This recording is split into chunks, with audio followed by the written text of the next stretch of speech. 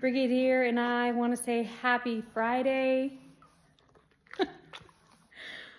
And hope you all have a great weekend and enjoy the things you love to do. And I really love spending time with him. He just got adjusted, and this is a pretty typical response after his pole adjustment and TMJ.